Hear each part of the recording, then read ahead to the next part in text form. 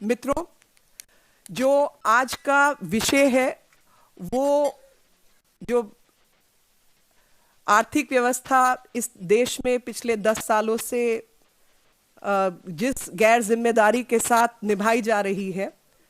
उसी के तहत एक नई पॉलिसी लाई गई है जिसमें 2005 से पहले के नोटों को, करेंसी नोटों को विड्रॉ करने का विषय आज की सरकार लेकर आई है।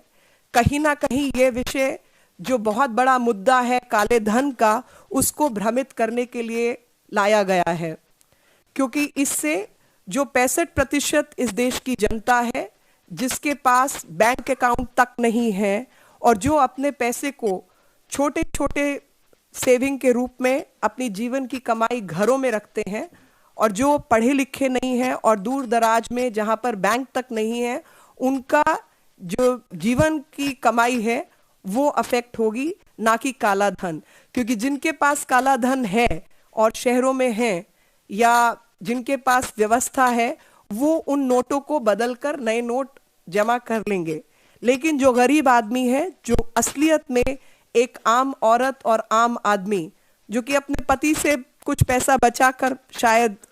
आटे के डब्बे में पैसा रखती है या दाल चावल में पैसा छुपा कर रखती है, ये उनकी जीवन की कमाई वो इस अव्यवस्था से प्रभावित होगी। और उस व्यवस्था के तहत जहां पर 3-3 कमेटियां बनाई गई सन 2011 में, जबकि सुप्रीम कोर्ट ने कहा था कि आप एक एसआईटी हम बनाना चाहते हैं जो कि सुप्रीम कोर्ट की निगरानी में काला धन जो कि विदेशों में जमा है उसको वापस लाने का इंतजाम ये सरकार करे, तो उसके खिलाफ ये सरकार ने दस्तावेज कोर्ट में पेश किए और कहा कि हम खुद इस पर काम कर रहे हैं और 3 कमेटियों का हमने गठन किया है। अब वो 3 कमेटियों की जो अवधि थी वो 18 महीने थी, जो कि कब की समाप्त हो गई। लेकिन आज तक उन कमेटियों ने कोई रिपोर्ट सबमिट की है, उस रिपोर्ट पर कोई कार्रवाई हुई है, इसका ज्ञान हमें नहीं है और किसी ने इसको बताने की या उस पर कुछ काम करने की कोशिश भी नहीं की।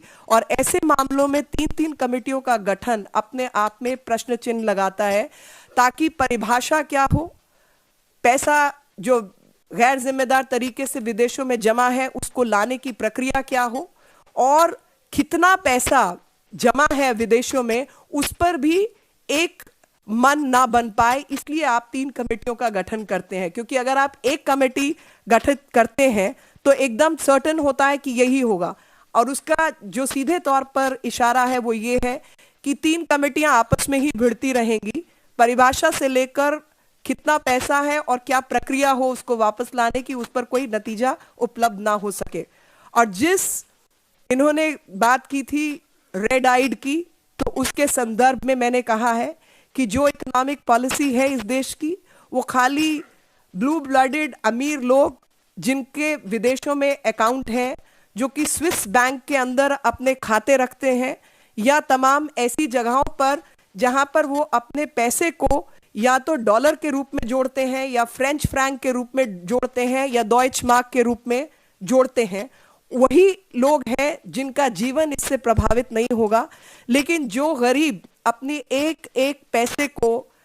हिंदुस्तानी रुपए के रूप में जोड़ता है और उसके जीवन की जो कमाई है वो 65% भारतीयों का जीवन इससे प्रभावित होगा। और ऐसे में ये जो पॉलिसी है ये काले धन से जूझने की नहीं, बल्कि काला धन कैसे ना लाया जाए उसको भ्रमित करने के लिए, अव्यवस्था पैदा करने के लिए बनाई गई है। और ऐसे ही माहौल में ये जानना भी आवश्यक है कि जो मूडीज एक रेटिंग एजेंसी है अमेरिका में, उनका ये मानना है कि मोदी जी लेड जो सरकार होगी वो बेहतरीन अर्थव्यवस्था के लिए और भारतीय अर्थव्यवस्था पर काम करेगी, और उसी अर्थव्यवस्था के तहत भारत की बेहतरी भी मुमकिन है।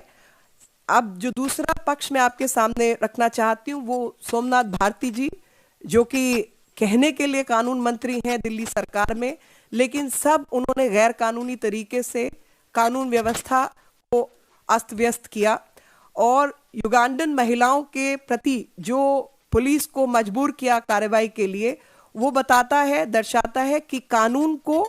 सक्रिय होकर जो कानून के तहत उनके खिलाफ कार्रवाई होनी चाहिए और तब तक उनका इस्तीफा भारतीय जनता पार्टी मांग करती है।